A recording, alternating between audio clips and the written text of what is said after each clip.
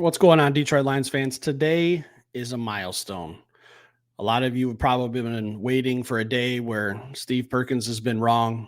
Today might be that day. I have to confess. I'm going to talk about training camp and I'm going to get into a question. And I think the NFL is making a huge mistake about something. So stick around for a minute. Let me just vent. I think I might have been wrong. The last 2 years, I've been preaching about how I really love these joint practices. It's more of a controlled environment. You can work on some situational stuff, some one-on-ones, red zone against another team that you're not as familiar with, that you're more than likely not going to play in the preseason. A safer environment for mainly your quarterback, wearing the red jersey, not to see them in preseason games, keep them away from risk. These controlled practices are a better option.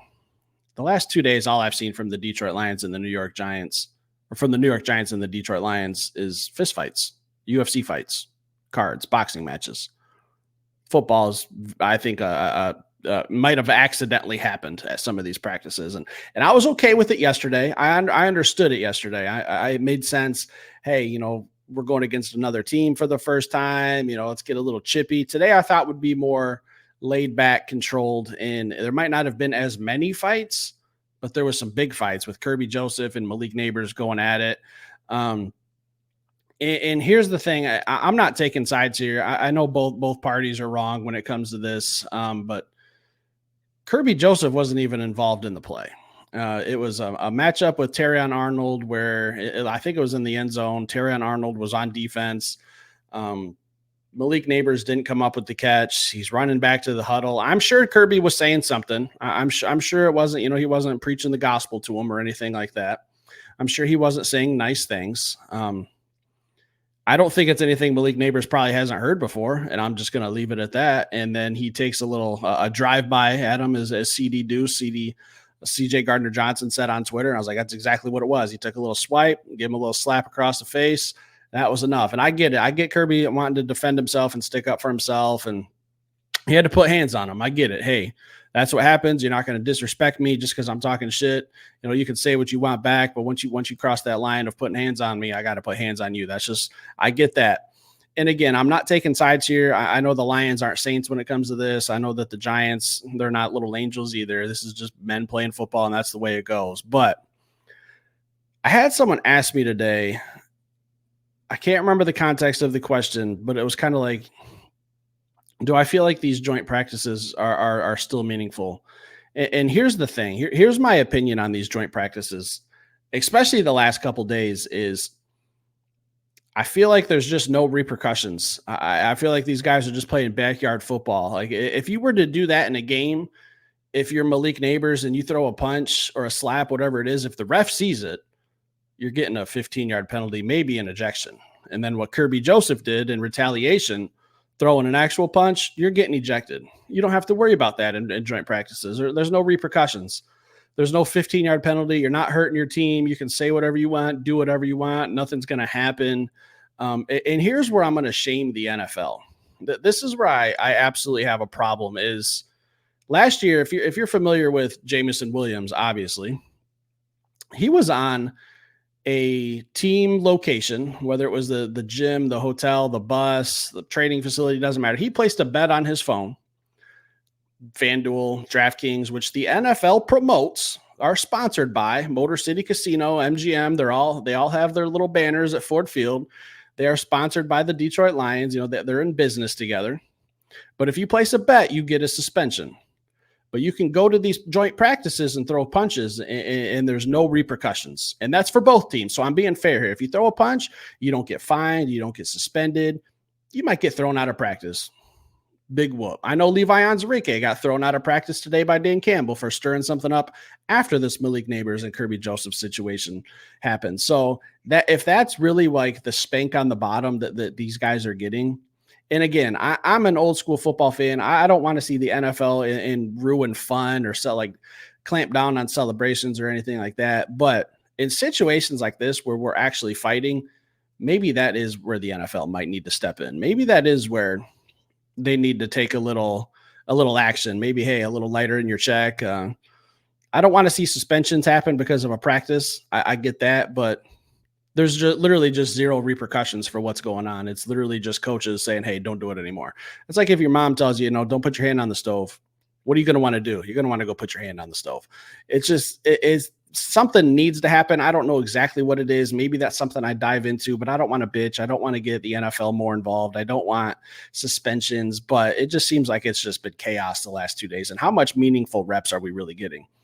That's it. That's for my soapbox. I'm going to get on to some NFL news. I'm going to talk some Detroit Lions now. Thanks for listening to that. Hit that like button. Bad news today, man. Emanuel Mosley just absolutely can't catch a break. He just, man, like, I think he's going to be eventually, like, almost 4 years removed from football by the time he gets cleared from this torn pec. And I did an episode on Emanuel Mosley after last season when he tore his ACL. And I said, I don't know where his mind will be with this. I don't know what his mindset is. Rehabbing, going through all that, seeing your buddies and your teammates and your brothers have great success and you're stuck on the sidelines. You work your ass off. You come back, couple plays, you tear your other ACL. You got to start the whole process over again.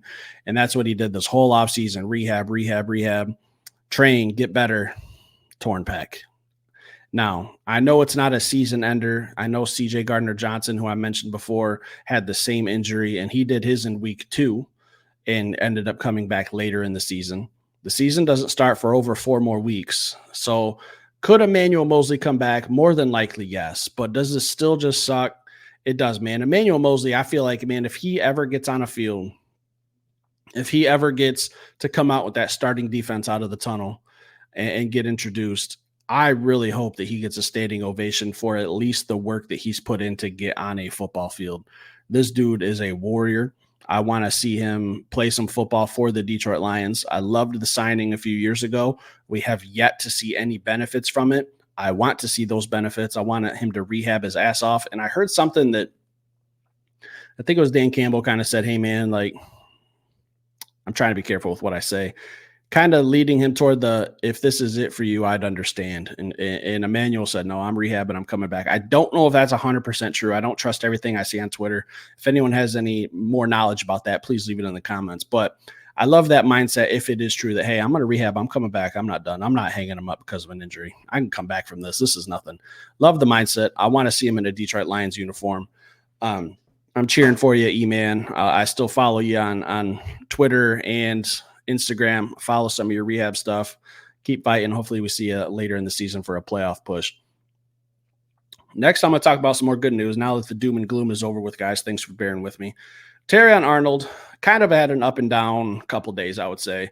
Putting all the fighting aside, Malik Nabers looks dominant. He looks really good. I expected that. I'm not surprised. He was one of my favorite receivers coming out of college last year.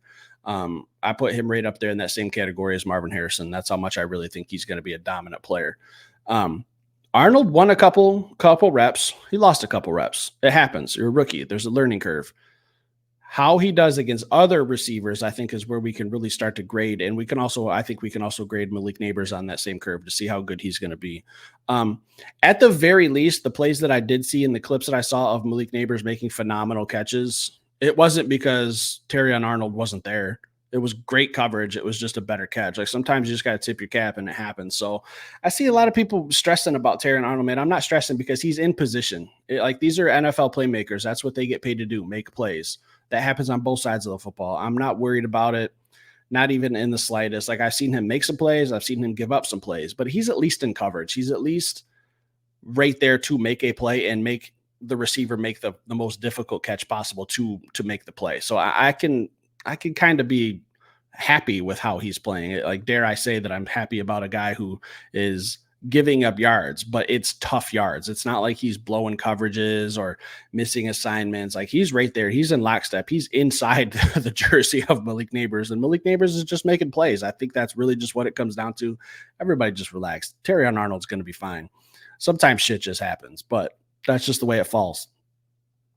From what I've read, Ali McNeil is looking dominant, and I've seen some clips on him absolutely just pushing some offensive linemen straight back into the pocket, and that's exactly what I think we need. We got Hutch on the outside. James Houston, Marcus Davenport. We get that interior pass rush when DJ Reader comes back with Aleem McNeil, shoving that pocket right back on top of a quarterback's feet, making you stumble, trip, making it very uncomfortable for you. I saw a couple plays today where Aleem did exactly just that, and I'm excited for it. I think that's the type of season we can predict from Aleem. I think that's going to be a consistent factor that we can just count on. I really like Aleem and how he's played this preseason, and I've talked about him. It's a contract year. That's when players show up the most. And he says it doesn't matter. I think it does. And I know that's the professional thing for him to say. I respect it. I get it. I understand where he's coming from. But I do think it's just a little nugget in the back of his head that, hey, it's a contract year, man. I got to play through some of this shit. I got to up it just a little bit. I want that paycheck. I want that money. And I get it. And I think we're going to see an absolute monster year from Aleem McNeil. Taylor Decker, same thing, man. I've seen some reps against him going against Brian Burns, Kayvon Thibodeau. Those are two really good pass rushers. I talked about that. I think it was Monday morning's episode where I was kind of doing some look ahead of like stuff I wanted to see. I wanted to see this offensive line against Dexter Lawrence, Brian Burns, Kayvon Thibodeau, best on best, iron sharpens iron. We say that here all the time. I think Taylor Decker's got that new deal, and he's just focused on football right now. And he's just looking really good, man. He's in great position. His feet are moving nicely. His hands moving nicely. He's handling some of the power from some of these defensive linemen. I like what I'm seeing. I don't even need to talk about Sewell. He's doing the same thing on the other side, guys. So just kind of a short, good news episode. I had to get on my soapbox a little bit there in the beginning, but let me know how you feel about the NFL. If they think they need to do something, if you guys think they need to do something about some of the stuff that's going on in these joint practices. Also, leave some comments on some other stuff, guys. If you have anything you want me to talk about, I'll spin it into an episode. Leave some comments, hit that like button, stick around. I'll be back later with another show.